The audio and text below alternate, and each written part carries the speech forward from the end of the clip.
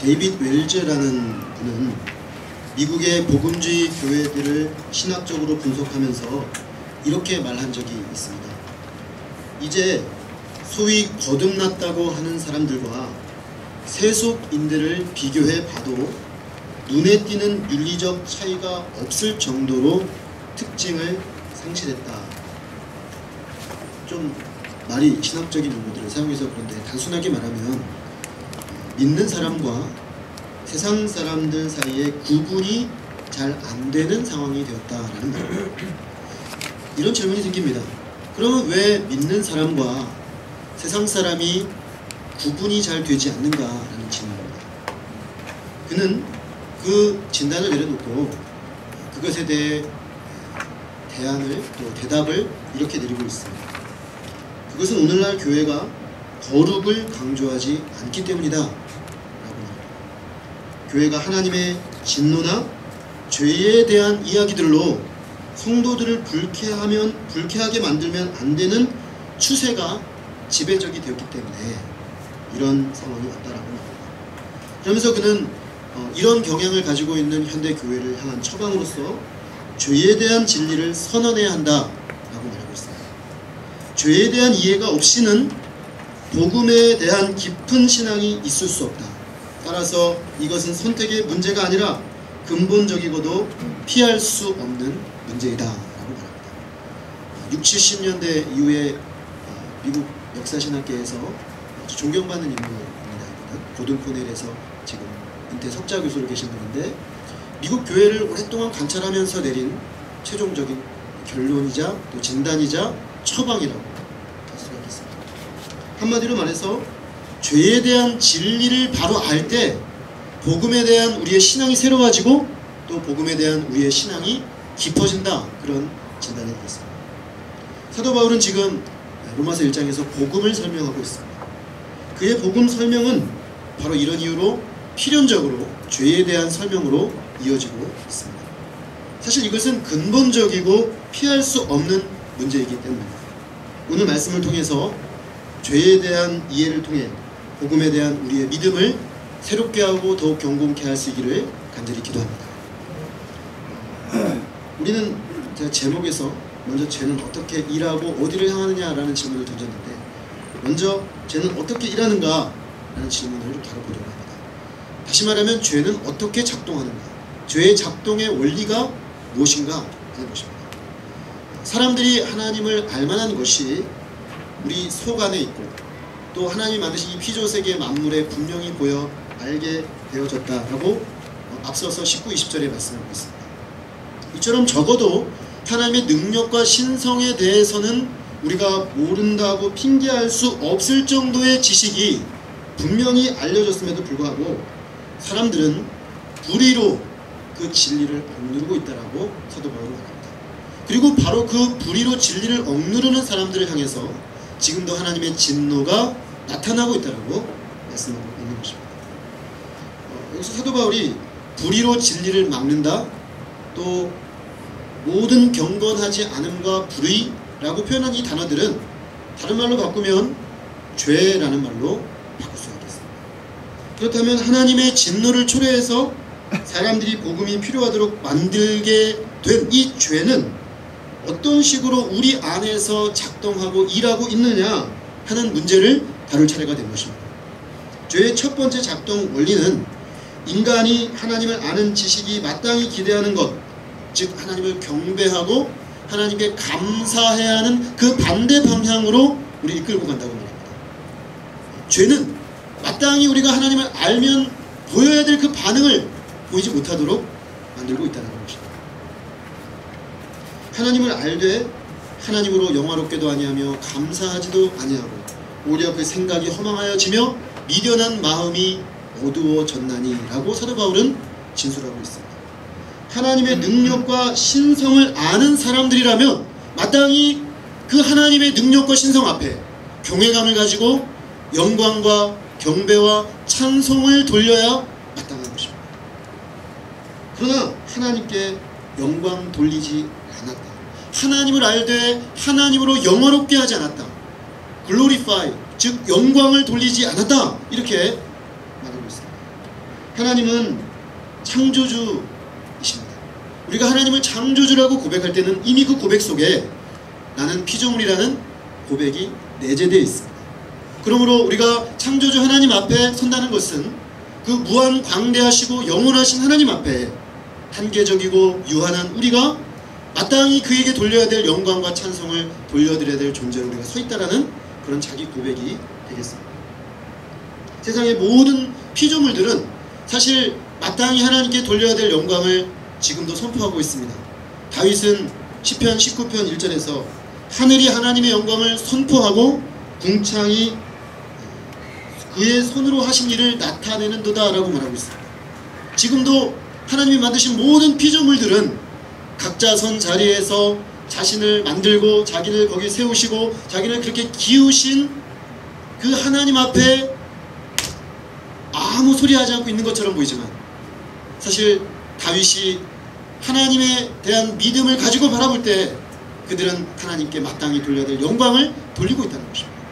그런데 이 우주의 피조물 중에 가장 영광스러운 하나님의 피조물인 인간들은 하나님께 영광을 돌리지 아니하고 하나님께 예배드리지 아니하고 하나님께 찬송과 경배를 드리지 않는다고 말하고 있는 것입니다. 인간은 위로는 하나님을 예배하고 아래로는 이 하나님이 위임하신 통치권을 위임받아 이 피조세계를 하나님의 뜻을 따라 다스려야 될 영광스러운 존재로 창조되었습니다. 이 말은 다르게 말하면 하나님을 예배하는 존재로 창조되었다는 것입니다.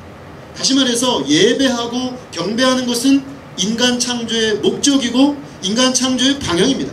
그러므로 예배와 경배를 잃어버린 인간은 인간의 본래의 목적과 방향을 상실한 상태에 있다라고 말해도 과언이 아닙니다. 죄는 바로 이 방향을 거스르게 만듭니다. 마땅히 우리가 하나님께 영광을 돌리고 하나님을 예배하고 하나님께 경배해야 함에도 마땅한데 죄가 우리 안에 작동하여 그것을 자꾸만 거스르는 쪽으로 우리 인간들이 일하고 생각하고 작동하도록 역사하는 것입니다. 그래서 하나님을 예배하고 경배하기를 거절하는 것이 죄의 가장 밑바닥에서 작동하고 있는데 그 가장 밑바닥에 작동하는 죄의 본질은 교만이라고 말할 수가 있습니다. 그러므로 사람의 문제는 지식의 문제, 뭘 몰라서 하나님 앞에 잘 못 서 있는 것이 아니고 하나님을 하나님으로 대접하기를 거절하는 교만 때문에 하나님 앞에 바로 서 있지 못하다는 것입니다. 즉 인간은 겸손을 잃어버렸습니다. 겸손은 우리는 흔히 생각하기를 사람들 사이에서 좀 몸을 낮추는 것, 이게 겸손이라고 생각을 합니다.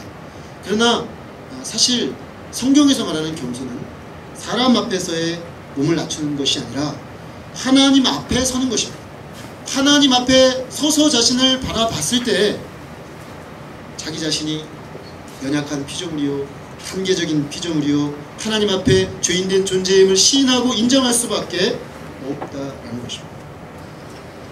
겸손에 대해서 깊이 묵상한 앤드류 머레이라는 분은 그의 책 겸손에서 이렇게 말하고 있습니다. 이 겸손이 없다면 신앙도 있을 수 없고 사랑도 기쁨도 힘도 있을 수 없다. 겸손이야말로 하나님의 은혜가 뿌리박을 수 있는 유일한 마음의 밭이다. 겸손의 결핍, 이것으로 모든 불만과 실패의 근원을 충분히 설명할 수 있다. 저는 그의 글을 읽으면서 유독 한 단어가 들어왔는데요. 유일한이라는 말이에요. 겸손이 하나님의 은혜가 뿌리받게 하는 유일한 마음의 밭이다. 다시 말하면 겸손하지 않다면 하나님의 은혜가 우리 심령에 은혜되어서 그 은혜가 우리의 심령을 자라게 하고 삶을 자라게 할 수가 없다는 것입니다. 교만으로 인해서 겸손을 상실한 인생들, 교만으로 인해서 하나님의 은혜를 자라게 할 수 없는 인생들은 한마디로 예배의 실패자가 되었습니다. 이처럼 죄하고 예배의 실패는 매우 긴밀한 연관관계를 가지고 있습니다. 우리가 성경을 보게 되면은 창세기 3장에 인간 타락의 모습을 하나님께서 좀 설명을 해주시고 있습니다. 첫사람 아담과 하와가 뱀의 유혹을 받아서 하나님 앞에 마땅히 지켜야 될 자리를 떠나는, 그래서 결국 하나님을 예배하고 피조 세계를 다스리는 영광스러운 지위를 상실하여 에덴에서 쫓겨나는 그 장면이 나옵니다. 그런데 바로 그 다음 장 4장을 딱 넘기면 이 인간 타락 죄의 결과가 어떻게 나타났는가를 극명하게 딱 보여주는데, 그것은 바로 예배의 실패였다라는 것을 보여주고 있습니다. 가인과 아벨이 함께 예배를 드렸지만 하나님은 한 사람의 예배는, 아벨과 그의 예배는 받으셨지만 가인과 그의 예배는 받지 않으셨습니다. 가인은 자신이 예배의 실패자로 나타났다는 사실을 깊이 인정하고, 어디서부터 내가 지금 하나님 앞에 바로 예배하지 못하고 하나님이 나의 예배를 받지 못하시는가 마땅히 돌아봐야 했습니다. 그런데 그는 얼굴이 울그락 되면서 하나님이 어떻게 내 예배를 받지 않는가 이렇게 아련하지 않았지만 얼굴로 말했습니다. 하나님께서 가인아, 죄가 너의 문 앞에 엎드려 있다. 죄는 너를 원하나 너는 그 죄를 다스릴지니라. 하나님께서 아주 인자하게 권면해 주셨습니다. 거기서 스탑해라. 더 나가면 안 된다. 너는 이미 예배의 실패자로 드러났기 때문에 인정하고 하나님 앞에 참된 예배자로 돌이키거라, 이렇게 말씀하신 것이죠. 그런데 그는 그렇게 하지 않았습니다. 그의 예배의 실패는 결국 미움과 분노와 살인으로 이어졌습니다. 성경은 너무나 정확하게 인류를 진단해 줍니다. 예배의 실패가 삶의 실패로 나타나고 있다는 것입니다. 예배의 실패가 하나님 앞에 거룩한 존재로 서야 될 인간의 자리를 이탈하게 만들었다는 것입니다. 죄는 우리가 예배의 실패자가 되게 만드는 것입니다. 그리고 그 예배의 실패라는 죄는 바로 교만이라는 텃밭에서 자라나는 독버섯입니다. 이 인간 교만이 텃밭이 되어서 쫙 자라 올라오는 것이 뭐냐면 바로 예배의 실패인데, 그 예배의 실패를 실패로 인정하지 않는 가인의 모습 속에서 우리는 그 교만이 자기의를 낳고 자기 자신이 드린 것이 마땅히 하나님께 받아들여줄 수 있다는 자기 기만으로 이어지는 것을 아주 정확하게 보여주고 있습니다. 하나님 없는 인생은 한마디로 말하면 예배하지 않으려고 하는 것입니다. 아니, 더 정확히 말하면 예배할 수 없습니다. 하나님을 예배할 수가 없습니다. 그러므로 예배는 특권입니다. 예배할 수 있다는 것 자체가 이미 특권입니다. 저는 지금도 주님께 돌아와서 처음 예배하던 그날의 감격을 잊을 수가 없습니다. 왜냐하면 아무리 예배를 하고자 하는 마음을 잠깐 들었다가도 이 마음이 교만해가지고 하나님 앞에 엎드려지지가 않았습니다. 너무 마음이 높아져서 20년의 삶 동안 내가 쌓은 건 철저한 자기의욕, 하나님 없이도 홀로 설 수 있다는 착각과 교만이었습니다. 이 마음이 다스려지지 않고 마음이 하나님 앞에 겸손해지지 않으니까 예배하려고 하지도 않고 예배할 수도 없었습니다. 그런데 하나님이 제 마음을 만져주셨습니다. 20살 어느 여름 제 마음을 만져주셨습니다. 그래서 내 인생 최초로 예배해야겠다 라는 생각이 들었습니다. 그리고 하나님이 나를 향하여 예배할 수 있는 자리로 길을 열어주시고 초청하셨다는 걸 알게 되었습니다. 지금도 생각이 납니다. 그날이 왜 생각이 나냐면 이 건물이 지어지기 전 그 단층집 건물이었거든요. 그 파란색 대문이었던 걸로 기억합니다. 파란색 대문, 그 허름한 파란색 대문. 그래서 늘 지나다니지만 과연 저기가 예배천가라는 생각이 들 정도로 너무나 초라한 그런 곳이었어요. 그래서 사실 제가 아침 일찍 내려왔거든요. 예배를 드리려고. 그날이 다 기억이 납니다. 제 첫 예배하던 날. 너무 설레어가지고 아침에 새벽 5시에 일어났어요. 주일날. 예배를 드려야 한다는 생각 때문에. 일어나가지고 약간 동양적인 사람이라 몸을 씻고 그죠? 도교에 뭐 도 닦는 것처럼 몸을 씻고 막 시간이 오기를 기다렸는데 안 오는 거예요. 그래서 더 이상 기다릴 수가 없어서 내려왔는데 이 문이 좀 부담이 됐어요. 이 길 넘어가기가. 그래서 막 또 뭐 왔다 갔다 하다가 간신히 딱 들어갔는데 제가 그 안에 문을 딱 열었을 때 맞은편에 지금은 미국에 가 계신 윤다희 선교사님이 딱 서 계셨습니다. 아무도 오지 않았는데 제가 그날 유난히 일찍 왔기 때문에 혼자 거기 서 계시더라고요.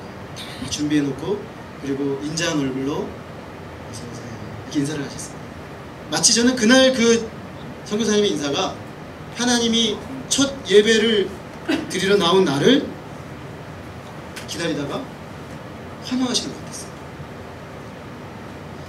그날 말씀이 내용은 잘 기억은 안 나지만 한 가지는 기억이 납니다. 출애굽기였다는 거 그리고 모세 이야기였다는 게 기억이 납니다. 그래서 모세가 될 수밖에 없었습니다. 첫 예배 때 들었던 말씀이 출애굽기 하나님 모세를 부르시고 그를 사용하시는 말씀입니다. 이게 예배의 감격입니다. 그 이후로 예배의 자리가 은혜가 없었던 적은 한 번도 없습니다. 예배의 자리가 제 삶을 지켜주는 축이었고 예배가 제 신앙과 삶을 붙들어주는 근간이었습니다. 인생이 이리저리 흔들리고 이런저런 문제로 고통스러울 때에도 예배하러 나와서 주님 만나고 나면 다 해결됩니다. 아니 문제는 해결되지 않지만 내 심령이 변화되고 하나님의 은혜와 능력과 사랑과 지혜를 덧입어 새롭게 그 문제를 직면하고 나갈 수 있는 힘을 때마다 얻습니다. 이 예배할 수 없는 자가 예배하게 되었다는 것, 이것이 너무나 놀라운 은혜고 그러기에 우리가 이 자리에 나와서 주님 앞에 찬양하고 기도하고 말씀 들으며 예배한다는 것 자체가 얼마나 놀라운 특권인가 하는 것을 깨닫습니다. 사실 예배란 이렇게 한 번 주 앞에 나와 서는 것만이 아니라 삶의 모든 순간에 하나님을 하나님 되게 하는 것입니다. 내 삶의 모든 순간 하나님 당신이 하나님이십니다. 하나님 내 가정 삶의 모든 것들의 주인은 하나님이십니다. 하나님 나의 직장의 모든 순간들의 주인은 하나님이십니다. 하나님 내가 오늘 학교 생활하는 이 모든 생활들의 주인은 하나님이십니다. 하나님 나의 생각과 내가 쓰는 물질과 내가 사용하는 모든 나의 재능들은 다 하나님이 주신 것입니다. 하나님 모든 것을 통해 하나님 홀로 영광 받아 주십시오. 하나님만이 저의 전 삶을 통해 나타나게 해주십시오. 이것이 바로 예배로 회복된 자의 고백이고 삶으로 예배하는 자의 고백인 것입니다. 우리가 마땅히 그의 피조물로서 하나님을 의지하며 삶의 모든 과정을 통해 하나님께만 영광 돌리는 것입니다. 예배하는 인생, 그것이 우리가 마땅히 서야 될 우리의 본래의 자리입니다. 존 스토트 목사님은 로마서 1장 21절 이하 32절까지를 하나로 묶어서 아주 멋진 단어로 표현을 했습니다. 뭐라고 표현을 했냐면 죄의 나산 하강 곡선이다. 죄의 나선 하강 곡선. 죄가 사람들을 어떻게 끌고 내려가는지를 보여주고 있는 탁월한 묘사다. 이렇게 말했습니다. 근데 왜 나선 하강 곡선이냐면 한번 미끄러지면 쭈르르 미끄러져 내려가는 곡선입니다. 그래서 첫 발을 잘못 내디뎠기 때문에 계속 미끄러져 내려가서 나중에는 하나님의 심판에 해당됨을 알고도 그것을 행하는 돌이킬 수 없는 지경까지 이르렀다는 선언이 사도 바울의 선언입니다. 그런데 그 나선 하강 곡선의 첫 번째 발의 내디딤이 무엇인가 하면 하나님을 알되 하나님께 영광 돌리지 아니하는 예배 실패라는 것입니다. 우리는 오늘 겸손히 하나님의 하나님 되심을 인정하고 하나님만을 예배하고 경배하는 자리에 서 있는가? 그 첫 발을 내디뎌서 미끄러져 내려가는 그 자리에 서 있지는 않은가? 다시 한번 주 앞에 질문해 봐야겠습니다. 주께서 우리를 다시금 돌아와 주를 예배하는 주의 백성 삼아주셨사오니 이제 그 예배하는 그 첫 자리에서 미끄러져 내려가지 않도록 우리에게 은혜 주시기를 간절히 기도합니다. 네. 하나님께 영광 돌리지 않는 것과 함께 언급되는 죄가 일하는 양상의 두 번째 모습은 감사하지 않는 겁니다. 죄는 인생들로 하여금 예배의 실패자가 되게 할 뿐만 아니라 감사에 실패하게 만들었습니다. 우리 인생들은 이 땅에 올 때 다 빈손으로 왔습니다. 가끔 금수저를 입에 물고 태어나는 분들이 있다고 합니다. 근데 그것도 사실은 빈몸으로 태어났는데 아빠가 엄마가 부자여서 금수저를 입에 물어주신 거죠. 처음부터 금수저 물고 태어난 사람은 없습니다. 다 빈손으로 오는 것이고 아무것도 가지고 오지 않는 맨몸으로 우리는 이 세상에 왔습니다. 그러나 오늘 우리는 빈손이 아닙니다. 우리 중에 빈손이 있는 사람이 어디 있겠습니까? 정도의 차이가 있고 사람마다 누리고 있는 것에 차이가 있을 뿐 우리는 처음 시작에 비해서 다 부자입니다. 다 많은 걸 가지고 있습니다. 빈손이 아니거든요. 너무나 많은 것을 누리고 있기 때문입니다. 그런 점에서 우리가 하나님을 생각하고 하나님 편에서 보면 감사해야 됩니다. 이건 내추럴합니다. 자연스럽게 나와야 되는 반응입니다. 왜냐하면 우리는 아무것도 가진 것이 없었는데 지금 이렇게 많은 것을 누리고 있기 때문에 감사해야 맞습니다. 그런데 죄는 이 자연스러운 감사의 반응조차도 왜곡시켜 버렸어요. 그래서 감사하지 않습니다. 감사하지 않는 마음을 이렇게 살짝 겉 봉투를 떼서 이렇게 탁 들춰보면 그 밑에 어떤 마음이 있냐면 모든 것을 당연하게 생각하는 마음이 있습니다. 지금 내가 누리고 있는 것, 지금 내가 가지고 있는 것, 이게 원래부터 가지고 있었다고 생각하는 것이죠. 당연하게 생각하는 것입니다. 그런데 세상에 당연한 게 어디 있습니까? 다 하나님의 은혜죠. 다 하나님의 은혜입니다. 당연한 건 원래부터 없었습니다. 우리가 지금 누리고 있는 모든 것들이 하나님의 은혜의 결과인 것입니다. 은혜를 깨달은 사람의 특징은 그러므로 감사한다는 것입니다. 아, 은혜구나. 그러면 심령에 뭐가 생기냐면 감사가 생깁니다. 이 모든 것이 주님의 은혜, 이 모든 것이 은혜라네. 이 모든 것이 주님의 은혜다. 이렇게 고백하고 나면 다 감사합니다.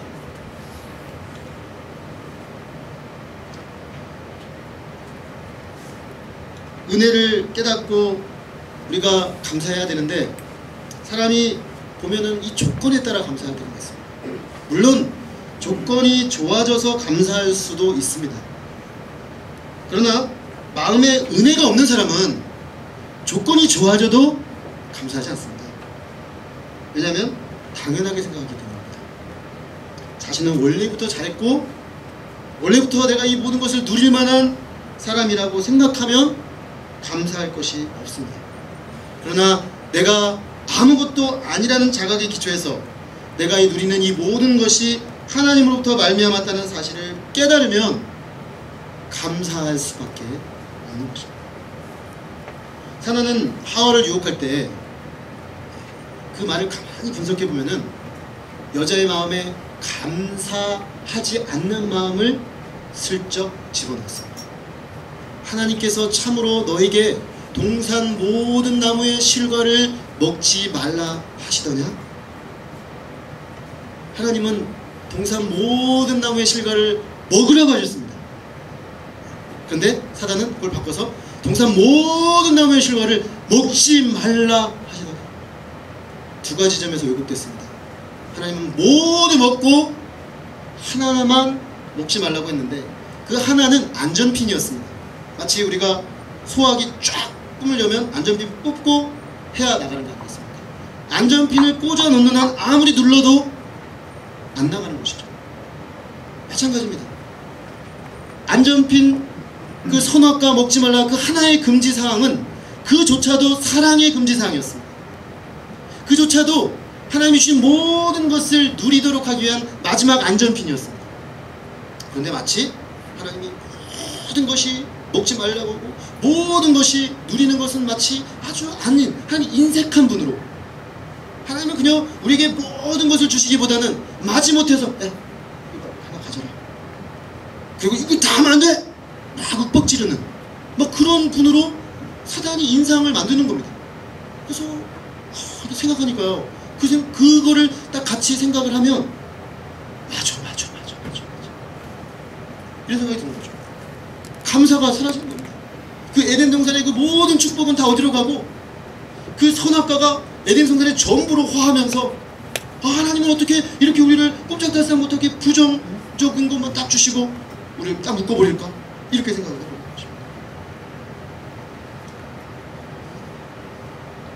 이 금지, 사실은 금지조차도 하나님이 베푸신 모든 것을 지킬 수 있는 황금 열쇠였음에도 불구하고 그것을 억압과 사랑 없음의 증거로 사용하라고 사탄은 우리에게 마구 충동질을 합니다. 여자는 사실 그 말을 들을 때 이미 상당 부분 감사를 잃어버리고 있었습니다. 왜냐하면 그 말을 듣자마자 바로 받아칩니다. 맞아. 하나님께서 이 동산 실과들을, 동산 나무의 모든 그 열매들을 다 따먹으라고 하신 거는 쏙 빼버립니다. 모든을 빼버리고 동산 나무의 실과를 먹을 수 있는데 이 선악을 알게 하는 나무와 생명나무는 먹지도 말고 만지도 말라고 하셨어요. 먹으면 죽을까 하노라 라고 말씀하셨습니다. 라고 말했습니다. 심각한 말씀의 왜곡이 일어났습니다. 하나님의 사랑은 심각하게 축소되었습니다. 그녀가 이미 하나님의 사랑에 대한 감사를 잃어버렸다는 거죠. 이미 그녀 마음에는 진행되고 있다가 사단의 말이 촉발시킨 것입니다. 하나님은 나를 사랑하시는데 좀 이렇게 쪼잔하게 사랑하시는 거예요. 그리고 부정적인 건 또 극대화시켜버렸습니다. 하나님은 선악과만 따먹지 말라고 했는데 생명나무도 집어넣고요. 먹지 말라고 했는데 만지지도 말라고. 하나님 언제 만지지 말라고 하셨습니까?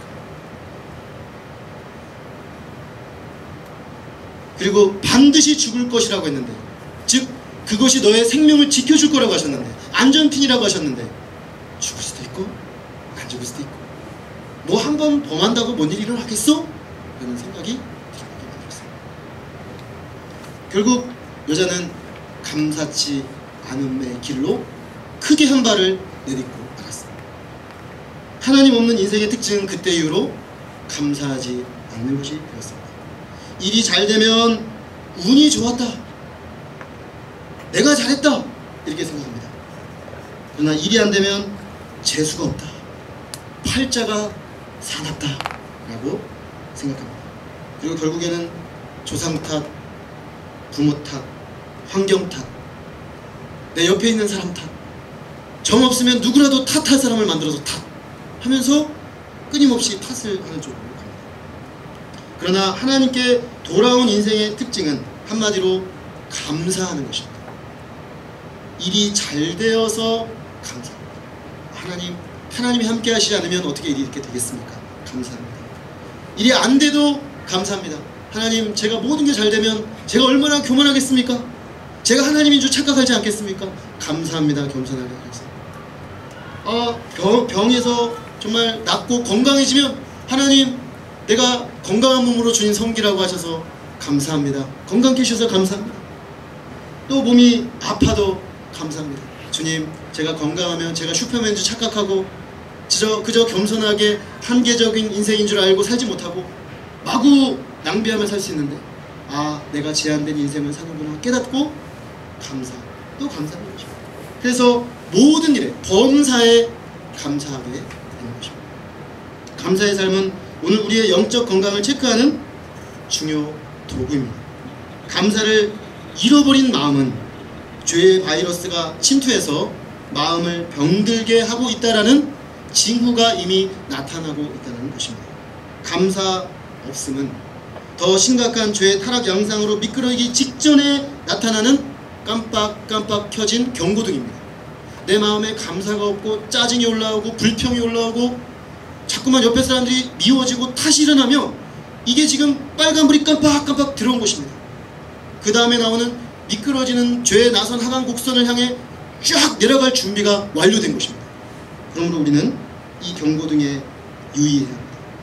그리고 내 마음에 정말 주님 때문에 감사하고 있는가, 내 모든 것을 감사하는 삶을 살고 있는가.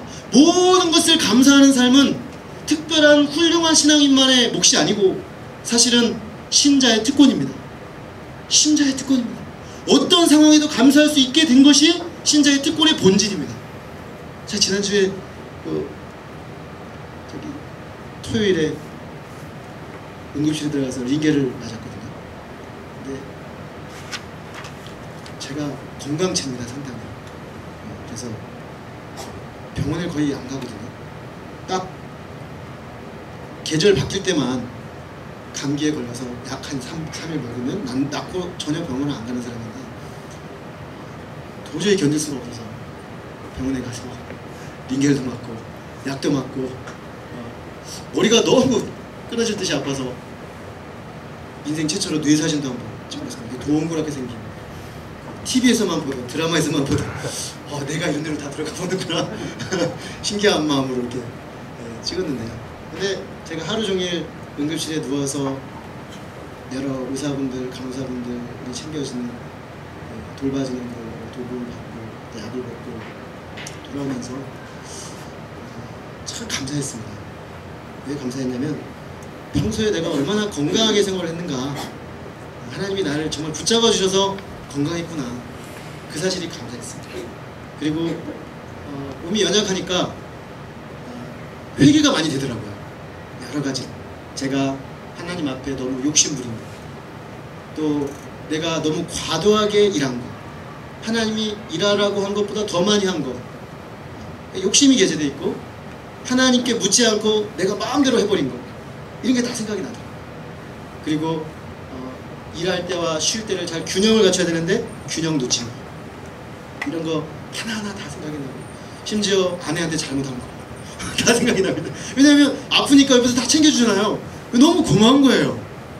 근데 나는 평소에 더 감사하지 못했을까, 당연하게 생각하고, 당연한 게 아니었는데 결국 아플 때는 아내가 챙겨주는 건데 내가 왜 그 사실을 몰랐을까. 그래서 다 하나하나 감사할 거리들입니다. 그리고 또 많은 분들이 괜찮냐고 걱정해 주시고 기도해 주시고, 내가 얼마나 사랑받고 있는가, 내가 얼마나 사랑스러운 공동체 속에서 행복하게 살고 있는가, 감사거리들이 너무너무 많은 것입니다. 정말 거기서 또 은혜를 받았습니다. 그렇구나, 내가 어떤 상황, 어떤 형편에 처하더라도 주님 때문에 감사할 수 있구나, 이게 내가 하나님께 받은 은혜의 본질이구나 하는 사실을 알게 되었습니다. 우리가 범사에 감사하는 이 특권을 저 먼지 묻은 그 무엇으로 사장시키지 않고 날마다 꺼내서 사용하는, 그래서 감사가 충만한 주의 백성으로 살 수 있기를 간절히 기도합니다. 죄 작동의 첫 번째 원리가 영광 돌리지 않고 감사치 아니함으로 나타났다면, 죄 작동의 두 번째 원리는 스스로를 기만하게 하는 방향으로 나아가게 합니다. 하나님께 영광 돌리지 않고 감사치 않은 사람의 마음과 생각이 어떻게 되었습니까? 사도 바울은 생각이 허망하여지고 그 마음이 어두워졌다고 합니다. 예배 부재, 감사 부재의 삶은 생각하는 것들이 헛된 것들로 채워진다는 것입니다. 쓸데없는 것을 생각하고 추구하게 합니다. 허무한 사상이 가득해져서 헛생각에 시달립니다. 우리가 하나님을 예배하는 삶을 최우선순위로 갖지 않으면 틀림없이 이렇게 됩니다. 쓸데없는 생각들이 우리의 생각을 마구 지배하고 들어와서 걱정이 생깁니다. 염려가 생깁니다. 근심이 생깁니다.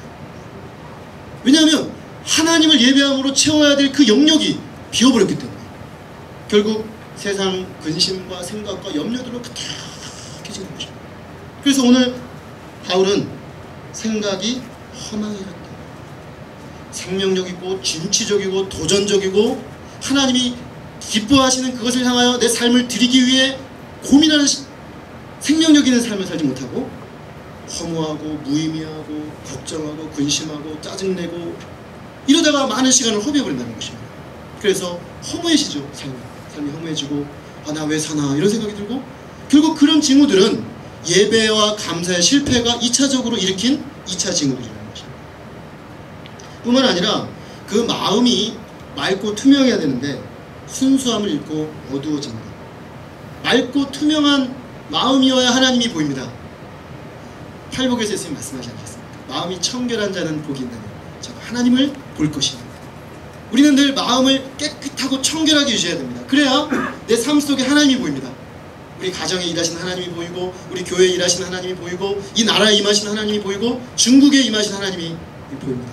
제가 이번에 중국 가서 강의를 하는데 사실은 약간 몸이 좀 안 좋은 상태에서 갔기 때문에 조심조심 강의를 했습니다. 그러다 보니까 사실은 오히려 좋았습니다. 왜냐하면 토요일날 회개를 많이 했잖아요.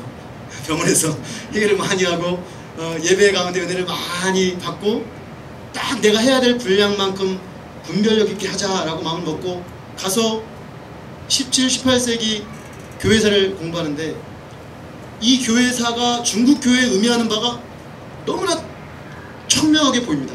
제가 준비해 간 것을 적용할 때 하나님이 이들에게 꼭 필요한 적용이 되도록 기도를 했는데 나중에 피드백을 받아보니까 하나님께서 그 시간에 적용 시간에 많은 것들을 실제적으로 터치를 해주셨습니다. 마음이 밝고 깨끗하게 유지되는 것, 그게 은혜입니다. 마음이 깨끗하게 유지되면 내 모든 삶 속에 일하신 하나님이 선명하게 보입니다. 하나님이 선명하게 보이면 기쁨이 있고 감사가 있고 확신이 있고 만족이 있고 은혜가 있습니다. 그런데 우리가 하나님을 예배함이 실패하고 감사치 않음이 되면 그 다음에 생각의 허망함으로 따라오는 그 다음이 뭐냐면 마음이 어두워집니다. 마음이 어두워지기 때문에 하나님이 안 보입니다. 하나님이 안 보이면 뭐가 보이냐면 사람만 보이고 현실만 보이고 어려움만 보입니다. 그래서 마음이 피곤해집니다. 이거 어떻게 하나? 이걸 어떻게 감당하나? 이건 또 어떻게 하나? 계속 마음이 점점 눌려져 가는 것입니다. 그것이 결국에는 이 마음의 어두움에서 기인하는 마음의 작용의 결과라는 것입니다. 뿐만 아니라 이 어둠과 허문 가운데 있는 인생은 결국 우리가 이렇게 딱 사실은 이상까지 가면 1차 미끄러짐 이후에 2차 미끄러짐으로 마음과 생각에 문제가 생기면 우리는 사실은 이미 피부에 와닿기 시작합니다. 생각이 자꾸 허망한 생각을 하고 근심 염려하고 있고 마음은 자꾸만 어두워져 있고 하나님은 안 보이고 이러면 이미 내가 느끼죠. 나 지금 상당히 지금 많이 나빠졌구나. 이거는 1차 징후가 이거 많이 미끄러져 내려온 거거든요. 여러분 마음에 기쁨이 없고 감사가 없고 염려와 근심으로 가득하시고 여러분들 생각이 자꾸 헛생각이 나고 하나님은 안 보이고